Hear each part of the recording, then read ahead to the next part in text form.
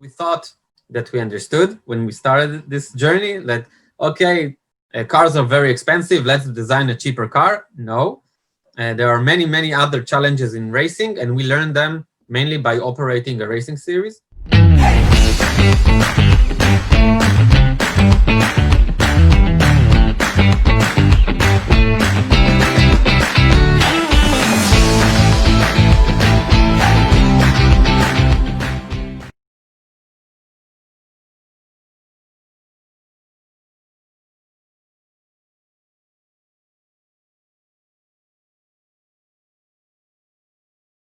Tamir, Plachinsky, thank you for joining me on 20-Minute Leaders.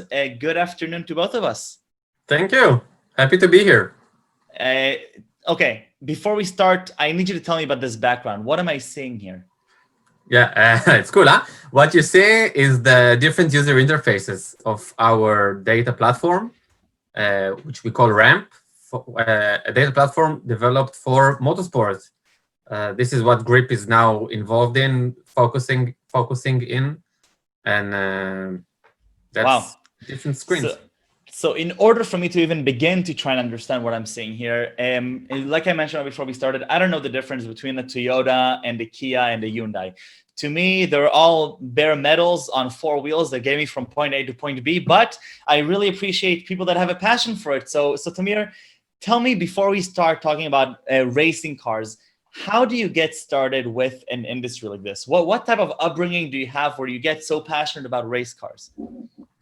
Yeah, so the key word here is exactly what you said. It's passion, and you cannot describe or explain passion. Either you have it or either you don't. A lot of people in the world apparently have this kind of passion for cars, for driving fast, for the adrenaline, for the excitement, racing, motorsport, all those things, which exist in motorsport. Motorsport is like the sport for those who love driving and cars and everything. And I think for me personally, it's something I have since I can remember, since I was a little boy. And growing up in Israel, being passionate about motorsport is not a very nice thing to do, because in Israel, there is no motorsport. That's what I was about to ask, right? I don't see, I just came back from Dubai. Every second street I go, there's a lineup of Ferraris and Lamborghinis. I don't remember seeing even a single Lamborghini here in Israel. Yeah, those exotic sports cars are one thing, but you don't have any motorsport culture in Israel. It's like you don't have race tracks or race car manufacturers or industry or anything like that. Actually, it was illegal until around 2015. So, in Israel, and you only see that in the news, in newspapers, on TV, but you don't really get to be involved in such an activity. And that's something I always wanted to do. So growing up, I had a dream to become a world champion. That was my dream, driving something, motorcycle, race car, whatever. But you come to the understanding that when you're 21, after serving in the military, it's a bit late to start your career. So I went to study mechanical engineering in the university with the dream to get to become involved in the industry.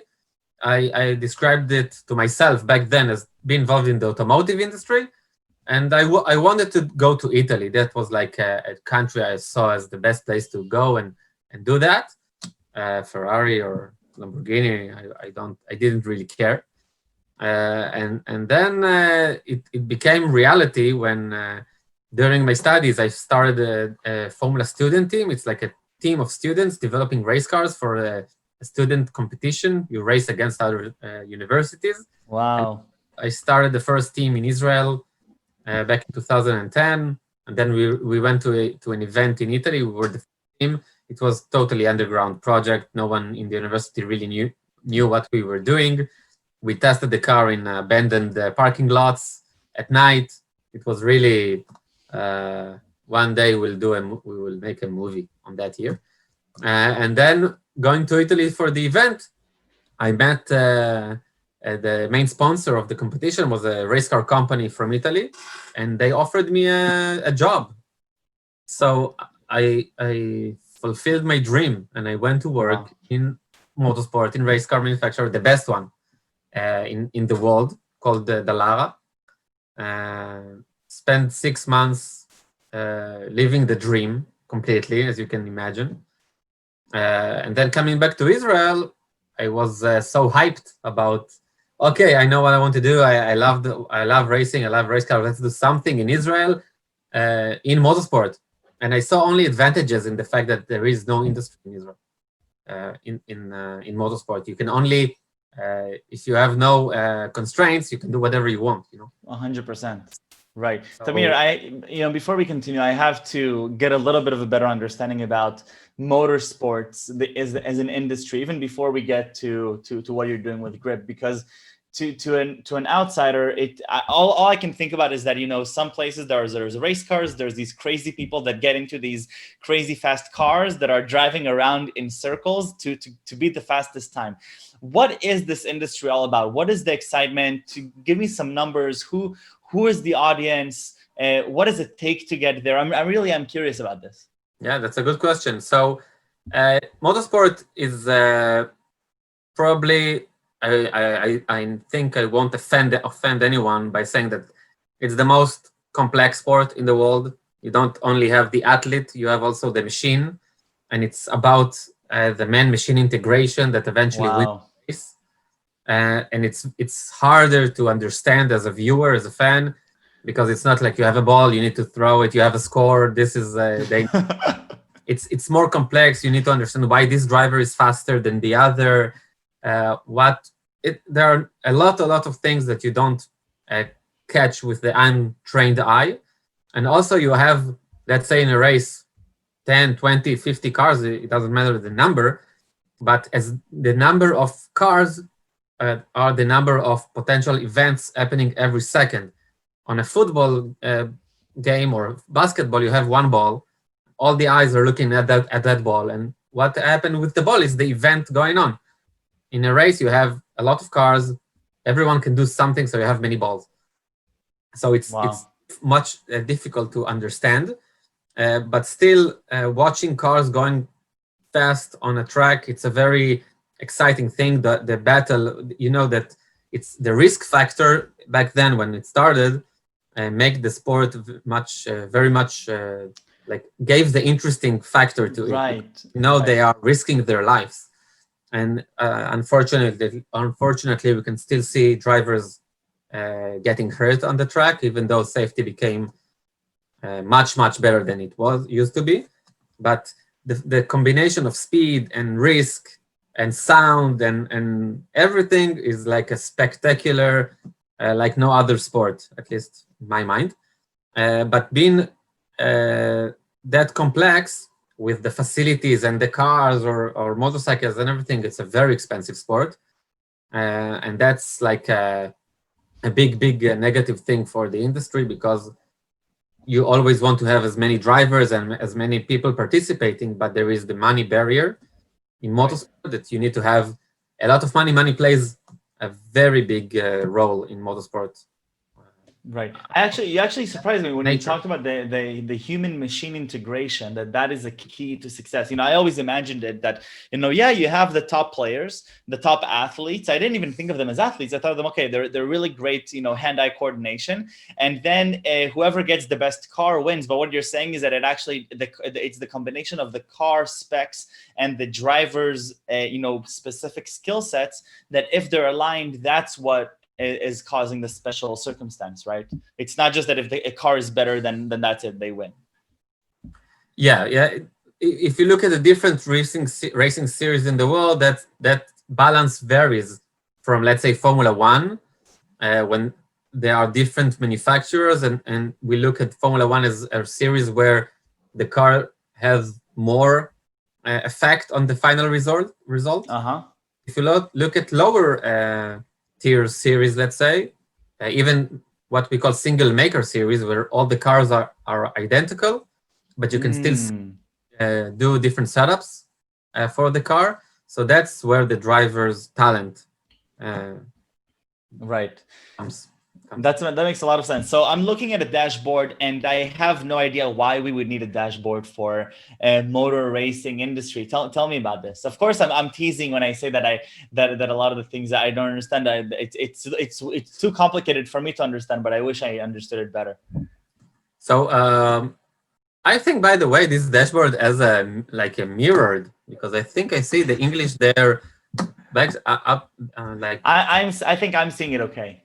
Yeah, so it's like I'm sitting behind it. I know it's something in the process. Anyway, I will explain the dashboard by continuing like this short history about. Please. And so Griiip, when I came back to Israel, I started Griiip as a brand to make motorsport more accessible. I just finished my last explanation saying that it's very expensive, and that's where we saw Griiip comes in the market, offering a something different. Like we wanted to give more people opportunity to participate, and we started maybe not in the most common place to start, but we started with the driver, and we said, okay, let's give the driver a better solution to race, a more cost-effective solution. So we started by designing a race car. It's not a very simple thing to do for a small startup from a country with no motorsport, with no racetracks, with no knowledge. It was pretty intense, but you set up to do something and you're very determined. So that's what you do. And we eventually designed a race car, started a racing series in Italy. That's the series you see in the picture. That's like onboard from that series. That was a single maker series only for our cars. The car, by the way, we call it, the model name is G1, and the series was the G1 series.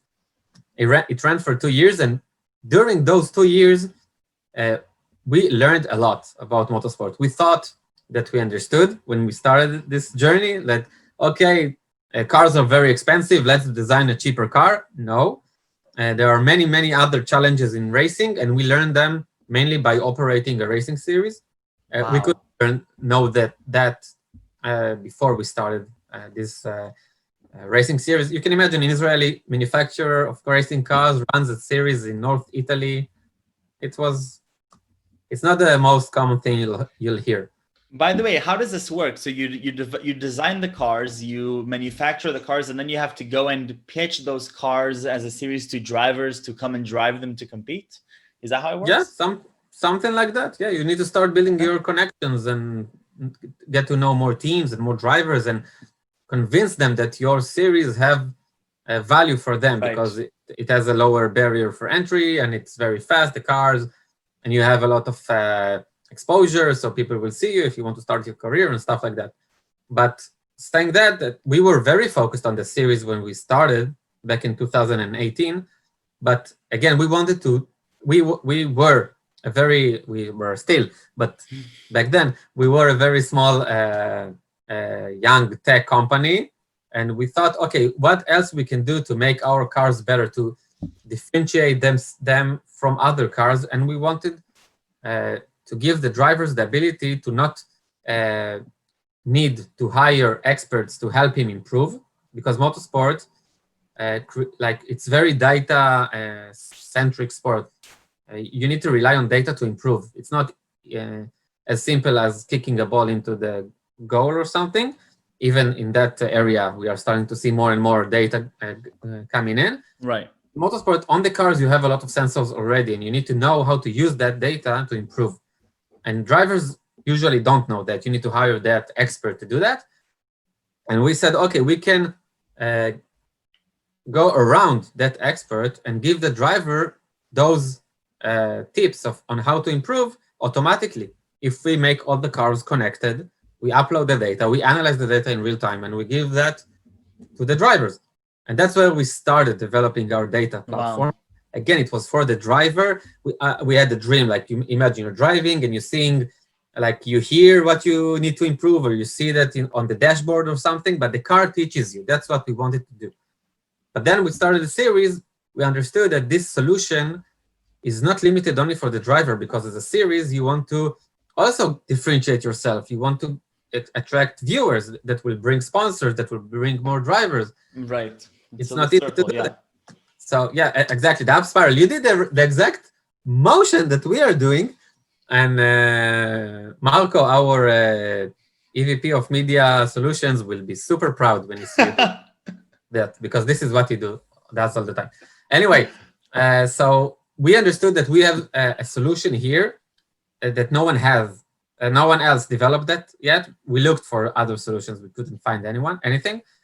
And then we thought, okay, that's what we need to do. We need to develop that platform for racing.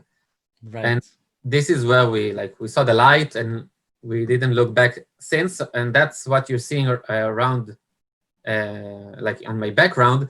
You see different user interfaces, like the data augmentation we do for the linear TV broadcast, the overview screen that if you're a driver, you can go and see where you are compared to other drivers, the briefing screens for the drivers to see where they do, what they did good or bad, a second screen viewing interface for the end users, for the viewers, and many more. And that's what we are doing now. We are also implementing the connectivity to esports, which is crazy thing, because this is also something unique for motorsport in racing. Unlike other sports, the game that you play is similar completely to driving a car, except for the acceleration. Because you sit at home with your steering wheel and the pedals. You can buy a kit. It's not expensive. But when you play NBA 2000, 2K or FIFA, you don't have a basketball and a hoop, right? No, you cannot see yourself going on the court with LeBron James and starting to play against him. But if you are a super sim driver, actually you can go on track. You need to be fit and race with the best, and you'll see. Wow. Unbelievable. And I can already imagine the virtual reality headsets that are already placing you in there with, potentially vibrating chair that can, mimic the acceleration. That's crazy. Yeah, so that's what we call mixed reality races.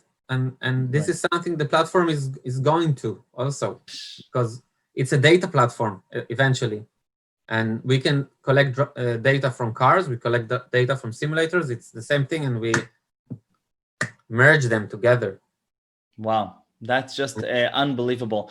And so tell me a little bit about the future of the racing sport, because cars are becoming more autonomous. I'm watching, the different cars on the road, like Tesla, already, advertising that they go to 0 to 60 in 3 seconds.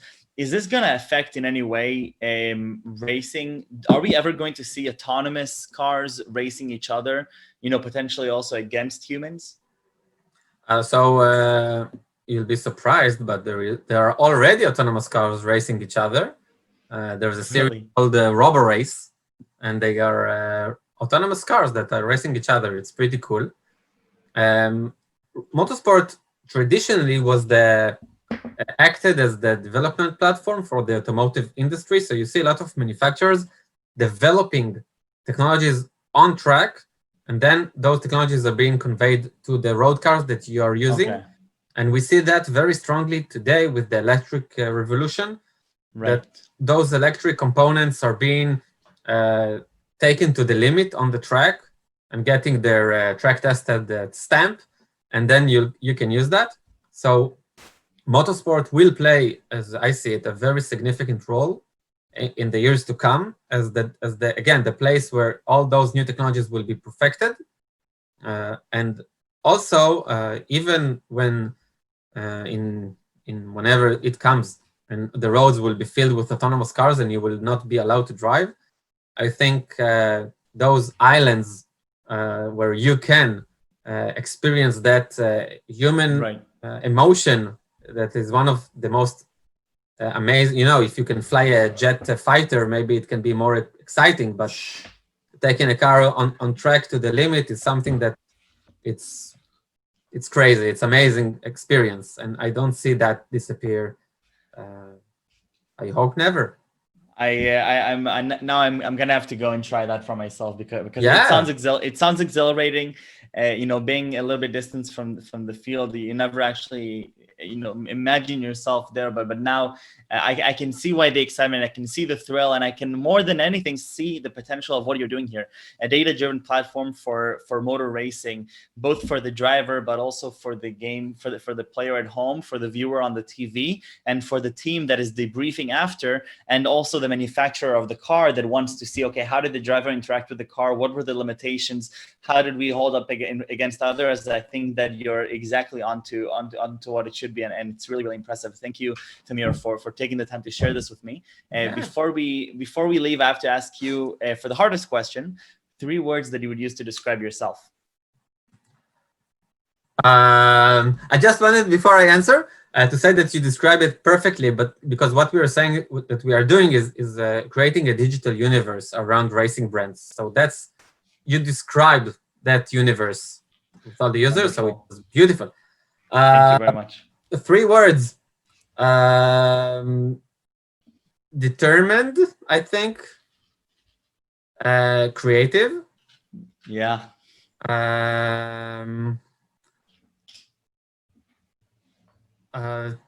Optimistic, energetic. I don't know. Yeah, I think the first 2 were much easier.